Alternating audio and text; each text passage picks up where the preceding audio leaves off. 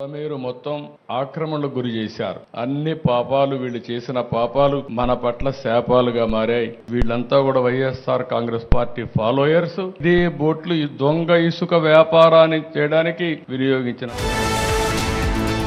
ఎల్లకాలం ఉండదు. ఒక తప్పుడు సాంప్రదాయానికి మీరు బీజం వేస్తా ఉన్నారు. ఇదే తప్పుడు సాంప్రదాయం ఒక సునామీ అవుతుంది. మీ నాయకులందరికీ కూడా ఇదే గతి పడుతుంది. ఇదే జైల్లోనే మీరంతా కూడా ఉంటారు. ఇంకొక నేరస్తుడిని పలకరించుకుని ఒకళ్ళకొకళ్ళకి ధైర్యం చెప్పుకుంటానికే ఈవేళ వాళ్ళ సమయాన్ని వినియోగిస్తున్నటువంటి పరిస్థితే తప్ప ఈ రాష్ట్రం కష్టాల గురించి కానీ ప్రజల కష్టాల గురించి కానీ ఆ నేరస్తులకి లేరుకున్నటువంటి పరిస్థితి.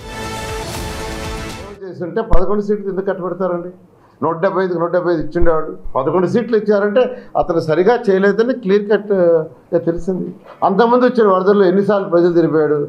పైన ఫ్లైట్ వేసుకొని అలా తిరిగి హాయ్ అని వెళ్ళిపోయాడు. మీద మీ చెల్లెలు షర్మిల గారు వచ్చి బ్యారేజ్ మీద నుంచి ఇక్కడ కుట్ర జరిగింది, దీన్ని విచారించాలి అని చెప్పి ముందు మొత్తుకున్నది కూడా నీ సొంత చెల్లెలే. స్పెషల్ టాస్క్ ఈ చెరువులను ఆక్రమించిన వాళ్ళను చెరబట్టాలని, చెరబట్టిన వాళ్ళ నుంచి విడిపించాలని, అలాంటి వాళ్ళను అవసరమైతే చెరసాలకు తోలాలనేది నా ప్రభుత్వ విధానం. రేవంత్ రెడ్డి గారికి యూట్యూబ్ చూస్తే వెన్నులో పట్టుకుంటాం. యూట్యూబ్ ఛానళ్ల మీద అక్రమ కేసులు పెడతా ఉన్నాడు.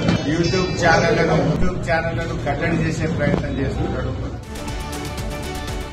చీటర్ ఆఫ్ హైదరాబాద్ ఎమ్మెల్యేగా కాదు మాజీ ఎమ్మెల్యేగా శాశ్వతంగా మిగిలిపోతావు, గ్యారెంటీ నాగేందర్ రాసి పెట్టుకో అని చెప్తా ఉన్నాను. కడియం శ్రీహరి గారు పచ్చి మోసగాడు. ఒరిజినల్ గాంధీ అనుకున్నాం కానీ నకిలీ గాంధీ వెళ్ళిండు. ఇవాళ ఏం డ్రామా ఆడుతున్నారంటే మీరందరూ ప్రజలను అమాయకం కాంగ్రెస్ అనుకుంటున్నారు. ఈ 6 గ్యారెంటీల మీద ప్రజల దృష్టి మళ్లించడానికి కొత్త డ్రామా ఏం చేస్తున్నారు ఇప్పుడు? హైడ్రా. ఈ పేపర్లలో టీవీలలో మొత్తం హైడ్రా హైడ్రా హైడ్రా హైడ్రా. తెలంగాణ రాష్ట్ర ఆర్థిక వ్యవస్థ అంతా కూడా దివాలా తీసిందని చెప్తున్నారు, అప్పుల పాలైందని చెప్తున్నారు. మరి అప్పుల పాలైన దివాలా తీసినటువంటి ఈ రాష్ట్రంలో మీరు అధికారంకి వస్తే ఎట్లా అల్లావుద్దీన్ అద్భుత దీపం లెక్క చేస్తారని చెప్పి మేము అడిగాం. ఒకసారి ఆడవాళ్ళను కించపరుస్తూ మాట్లాడితే ఇదే చెప్పుతోని చెప్పులు దెబ్బలు తినాల్సి వస్తుంది. అందుకే మిస్టర్ కౌశిక్ రెడ్డి ఒళ్ళు దగ్గర పెట్టుకొని ఉండు, ఒళ్ళు దగ్గర పెట్టుకొని మాట్లాడు. పునాదులపైనే ప్రభుత్వాన్ని ఏర్పాటు చేసుకున్నాడు.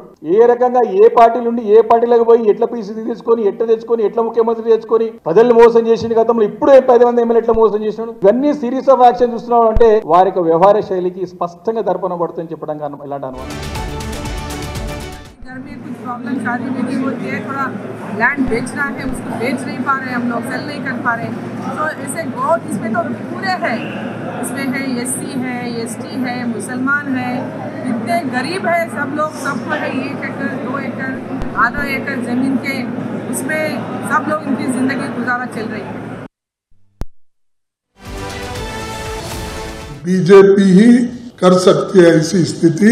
हमने देश के लिए बहुत कुछ किया है, चाहे पब्लिक सेक्टर हो, चाहे प्राइवेट सेक्टर में भी, चाहे कोऑपरेटिव सेक्टर में. पंडित जवाहरलाल नेहरू जी ने जो काम किया है.